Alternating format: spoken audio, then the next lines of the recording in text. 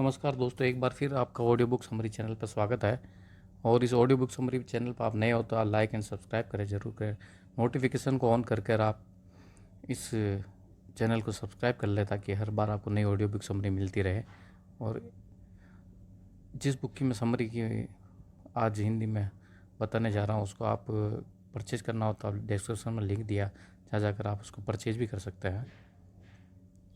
Introduction. 20 सालों से भी ज़्यादा समय से एयर किए जाने वाले अपने रेडियो शो से डेव रामसे ने कई लोगों की मदद की है।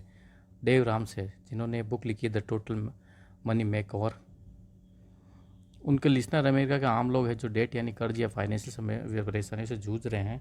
बिल्कुल मेरी और आपकी तरह वे लोग भी यही सोच रहे हैं कि अपनी फैमिली को बेहतर लाइफस्टाइल कैसे दें। हमारी बेसिक मनी प्रॉब्लम के लिए डेव रामसे के 7 बेबी स्टेप्स हमारी मदद करेंगे। आप उन्हें एक एक करके सीखेंगे। आप उन लोगों की कहानियों के बारे में भी जानेंगे जिन्होंने इस चैलेंज को लेकर अपनी लाइफ बदल दी है। यह 7 बेबी स्टेप्स क्लियर और आसान है। ये इस प्रिंसिपल पर बेस्ड है कि छोटे स्टेप्स ही लॉन्ग टर्म में आपके बहुत काम आएंगे। यानी आपको अपनी लाइफ में बड़े बदलाव करने की ज़रूरत नहीं है। ये स्टेप्स आपको हर दिन, हर महीने और हर साल फाइनेंशियल सिक्योरिटी की तरफ ले जाएंगे। अगर बाकी लोगों ने ये कर दिखा है तो आप भी इसे ज़रूर कर सकते हैं। द टोटल मनी मेक और चैलेंज बुक के ऑथर डेव रामसे उस पल के बारे में बात करते हैं जब उन्हें पता चला कि बुरी तरह फंस गए हैं। वे अपनी सारी सेविंग गंवा बैठे थे और महीने के अंत तक मुश्किल से गुजरा कर पाते थे। ने सब कुछ अपने तरीके से और वह किया, लेकिन वो हार गए।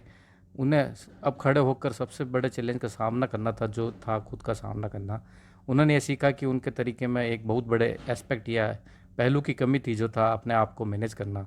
अमीर बनने की प्रॉब्लम यह नहीं है कि अमीर कैसे बने, हमें से ज़्यादातर लोग पहले ही से ऐसा करना जानते हैं। सबसे मुश्किल चीज़ है ऐसा सच में कर दिखाना। ये आसान तो नहीं है। अगर आसान होता तो इस दुनिया में सभी लोग इस अब तक अमीर बन गए होते हैं। आपको खड़े होकर अपने आप को मिरर में देखने की ज़रूरत है। वह आदमी दिखाई दे रहा है वहाँ आपको, वहाँ वह है आपकी प्रॉब्लम। अगर आप उस आदमी को मैनेज कर पाए तो आपकी सक्सेस तय है। टोटल मनी मेक और चैलेंज असल में आप खुद हैं। आप ही प्रॉब्लम है, आप ही सॉल्यूशन भी है। अपना आप को बचाने वाले सिर्फ आप और सिर्फ आप खुद हैं। इनकार में अभी इतनी बुरी हालत में नहीं हूँ मैं अभी इतनी बुरी हालत में नहीं हूँ। सबसे पहले ये समझना कि आप में कोई प्रॉब्लम है और आपके रास्ते में आने वाली रुकावटों के बारे में समझना ही आपकी प्रॉब्लम को सॉल्व करने का रास्ता है। सारा और उनके हस्बैंड एक साल में लगभग $75,000 का तक कमाते थे। उनके ऊपर नॉर्मल कर्ज था, जैसे कि घर, कार का loan, home loan, credit card पर सिर्फ $5,000 का लोन था। उन्हें लगा कि सब ठीक ठाक चल रहा है, लेकिन वे असल में कुछ चीज़ों को नकार रहे थे। जब भी वे मिरर में देखते तो उन्हें दो मोटे लोग कभी दिखाई नहीं देते थे। सारा और उनके हस्बैंड इस बात को नकारते रहे और वैसे ही जीते रहे। फिर एक दिन आया जब उन्होंने डिसाइड किया कि उनकी फैमिली को एक बड़े घर की ज़रूरत है, तो उन्होंने उसे खरीद लिया। उन्हें लगा कि फाइनेंशियली सिक्योर है, लेकिन ऐसा था नहीं। एक दिन सारा के बॉस ने उससे कहा कि उनकी कंपनी अपना खर्च कम करने के लिए कुछ एम्प्लॉयज़ की संख्या को कम कर रही है। इस वजह से सारा की जॉब चली गई और देखते ही देखते उनकी साल भर की टोटल फैमिली इनकम के $75,000 में से $45,000 चले गए। और सारा और अपने हस्बैंड डर गए थे। उन्होंने पहली बार अपने आप को मिरर में देखा। उन्होंने देखा कि वे अब फाइनेंशियल तौर पर मोटे हो गए हैं और अब वे इसे नकार नहीं सकते। असल में बात यह है कि अगर आप फिजिकली फैट यानी शारीरिक रूप से मोटे हो जाए तो आप इसे मिरर में देख सकते हैं, लेकिन फाइनेंशियली मोटापा इतनी आसानी से दिखाई नहीं देता है। यह आसानी से छुपाया जरूर जा सकता है, लेकिन साथ ही साथ यह आपको ज़िंदगी भर के लिए चिंता भी देगा।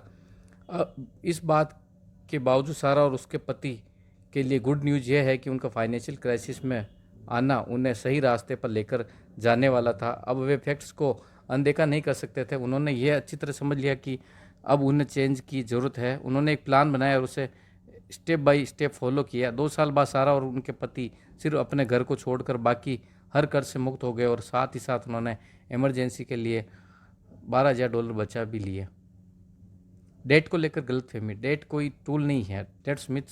That is not a tool. कोई ऐसी चीज़ जो आपको बहुत खुशी देती है फिर भी उसे डिले करना, टालने की विल पावर होना मैच्योरिटी की निशानी है। ये हर एक चीज़ को पाना चाहना और उसी वक्त हासिल करने की इच्छा रखना ह्यूमन नेचर है, लेकिन आपको खुद को रोकना आना चाहिए। जब कोई झूठ को बार बार पावर के साथ ऊंची आवाज़ में लगातार दोहराया जाता है, हम तब उस पर विश्वास करने लगते हैं। अगर टीवी पर एक एड में यह कहा जाए कि वह कार खरीदने से आप कूल बन जाएंगे, अगर ये चीज़ लंबे समय तक दोहराई जाए तो आप एक समय के बाद उस पर विश्वास करने लगते हैं।